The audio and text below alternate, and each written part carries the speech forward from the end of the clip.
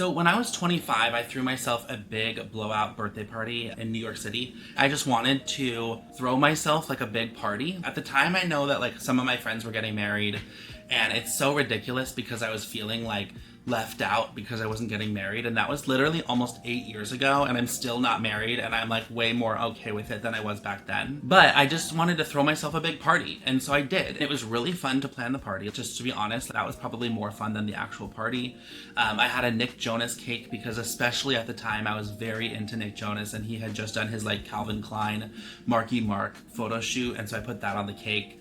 We had like big black balloons that said "Let's party, bitches," and it was just like a big fun party. We had a playlist, we had signature drinks. It was called the Perfect 10, and it was a vodka cranberry with pineapple, which especially at the time was my big signature drink. I still love that drink. But the one thing that I really wanted was photography, and I really wanted people to be able to post about the party just because, you know, that's what people want when they're throwing a big party. So I was looking for photographers, and then my friend was like, what if you get a photo booth? Like, that might be really cool. So I was looking at photo booths online, and like every founder story, I just didn't like what I was finding. I felt that they were too restrictive. I felt that there was too many add-ons. I didn't like what the option was for the photo booth. It wasn't customizable enough. And also, I have just been to enough weddings and been to enough events where I know that a lot of photo booth people are not that charismatic. They're not adding to the party. They're not making it super fun for you to be at the photo booth. I think that photo booths are so fun inherently, and it's okay if the guy there is just pushing you through and making sure everything's working, but it's so much more fun if someone can be running the photo booth and someone can be like just having fun with the guests and being a part of the party. I wasn't seeing that at all on any of the websites for the photo booth. So I decided to put together my own solution. I didn't have very much money at the time anyway, and so, you know, spending $1,000 or spending $800 on a photo booth was just not realistic for me at the time. I just put it together, and it was a huge hit. It was a huge hit. We had a gold backdrop, we had an iPad, we had like just a ring light and a tripod. Like, I borrowed a bunch of stuff from people, and honestly, like, it was a hit. Then I was like, maybe I'll just keep this photo booth and be the guy who has a photo booth and bring it to parties. And so there would be a couple of times where like my friend would have a bachelorette party and I would bring the photo booth, or like just different things where like I would bring the photo booth to different parties, and I became the photo booth guy. Anyway, cut to the next summer. So this would be a year later. I was at my friend Mackenzie's birthday party in Brooklyn, and my friend Sam was there. And Sam, I have to tell you guys, this is Sam's moment on my YouTube channel. Sam is somebody that I met when I was 22 or 23. He was the husband of my friend Jess. He still is the husband of my friend Jess. And I just found him, I admired him so much. At that age, he was only 5 years ahead of me in life, but I found him to be a Renaissance man. I found him to be so like innovative and creative when it came to like money and hacking things and just getting things done. He just really was able to do it, and I genuinely like admired him so much and still do. The one thing about Sam that I found really, really cool was that he had all these side hustles, and he like had an Etsy shop, I remember, and he would like do consulting, and he would like go and like give orientations for TaskRabbit people. I just found his life to be so interesting. And what's funny is that now I am living that life. Like, I imagine there's a 25-year-old, 27-year-old, 22-year-old who's probably looking at me and is like, wow, like, what's going on with Ben? What's going on? Because that's really cool. I might want to try something like that. And so anyway, I asked Sam, like, what should I do to make more money? Because at the time I was just doing customer service at my job at ClassPass in New York City, and that's not like the highest paying job in the world. I was also wanting to move out from roommates and live on my own in my own apartment. I just wanted to save money, and I wanted to make money, and I'm entrepreneurial. So I asked Sam, do you have any ideas for how I can make more money? And he said, rent out your photo booth. He was like, as if he had told me 15 times before. He was just like, yeah, like, I don't know why you're even asking me this. Like, you have a photo booth, you love doing the photo booth, go rent out your photo booth to companies. And this was like the summer of 2018. And so I was just like, do you really think people would rent this out or pay any amount of money for it? And he goes, yes, I do think that.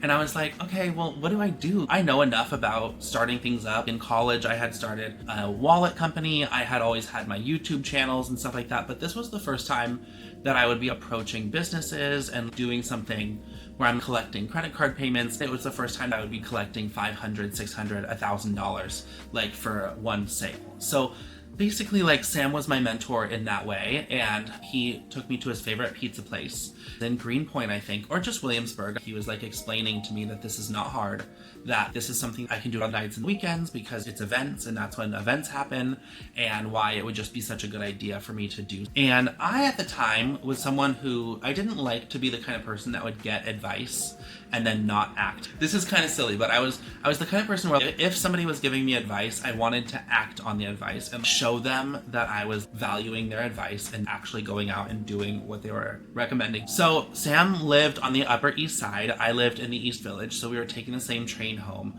And as we were on the train, I said, you know what?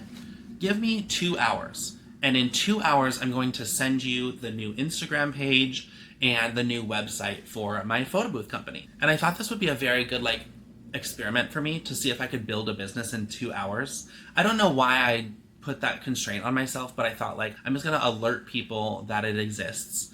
And essentially, like, you know, as you remember, like, I had a lot of friends, especially at that time, and a lot of the friends were from work, and a lot of the friends went off to other companies. So I kind of had a really good network in New York, as I do still now. So anyway, I got off the train, I rushed to my apartment. So I put together a website. I already had benjaminhaas.com, and I made the page called Photo Booth. I just kind of like wrote out, like, here's what it is, here's what it isn't. And this was pre-chat GPT, so I definitely actually wrote it out, typed everything out and spell checked. And then I made an Instagram account. I already had some pictures from my birthday party and my friend's wedding. So I posted like maybe 3 or 6 photos on a new account. And as I was coming up with the account, I wanted to put Rent Ben's Photo Booth. I think that maybe already existed or something. It's just the first name that came to my mind. And that's something I strongly believe about businesses. You can name it anything and it's fine. Yes, it's good to have a good brand and it's good to like think about that. But if naming your company or service is holding you back, I say just name it something and move forward. You can always change it later. So anyway, I made the Instagram page and I shared one of the photos to my personal Instagram story. I said, hey everybody, I'm now renting out my photo booth. And my friend Emily Doyle, who is an angel from up above, and I hope she watches this one day, wrote and said, our company might be interested. Talked about it a little bit, got a deal together, and I took the $500 payment, and I was all excited. At the conception of my business, what I would do is actually rent out the photo booth itself. People could just rent the equipment and set it up themselves. I challenged myself to not spend a single dollar. And I said, I'm going to not spend a single dollar until I get this $500 payment. And that I just challenged myself to do that. I don't know, I was full of challenges this week. I decided to like get it together. I think I delivered it in like my suitcase, which is really funny to think about because now I have I have like 4 different bags that goes with it. And I have like 4 different bags that go with it. And like, it's a whole setup. It's a whole thing. But I got the payment and it's really funny because now I think about how hard I worked to get every sale. And this one just happened to kind of fall in my lap because of a good friend essentially doing me a favor. But also I was providing value. She got to use my photo booth and it was a bargain because I think other photo booths were like so much more money. And this was an innovative idea to just rent the equipment. And the only money I spent was like $2 or $4 to have my instructions laminated. I thought that would really elevate the experience. And so I wrote out, like on Canva, I wrote out the instructions on how to set up the photo booth, how to use the app, what the password was, things like that. And so then I put together a kit. And so I had the kit and I had a suitcase and the instructions and I don't even think I had props back then, did I? I must have had props, but I would just kind of have a very basic setup for people to go and set up their own photo booth. It was very DIY, very like pre-pandemic. And so that's the start of the photo booth. I rented it the first time and then I started off to the races and I kept reinvesting. I bought the domain name. I started, I got insurance, like things like that. I started to build up some expenses. I just started to make it happen. Ultimately, 2018 was a pretty successful year. Like I'm the kind of person that if it's not working, I'm not going to keep doing it, especially at the start. Like now I know there's value in the photo booth, so if I have a bad month or something, I'll keep going. But back then, if it wasn't working, I probably would have just not continued doing it. So the fact that it was working was really awesome.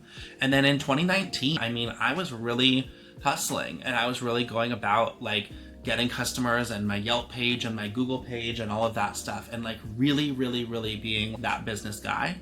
And then the pandemic happened. And I'll leave you with that for now. I'd love to create another video someday about what happened when the pandemic happened with my business, because it's very interesting, but it's also very straightforward. The business died. So I will leave you with that. I hope that you enjoyed this story. I hope that if you have an idea on starting a business or making something happen, a personal project, a party even, that you take this story and use it for inspiration, because in the end you have to just go and do it. And so I think like setting a timer and saying like in 2 hours I'm going to launch this business is a really fun challenge. So try it. And with that, I hope you have a great day, an even better week, and may we all find the boldness to chase our dreams. Peace.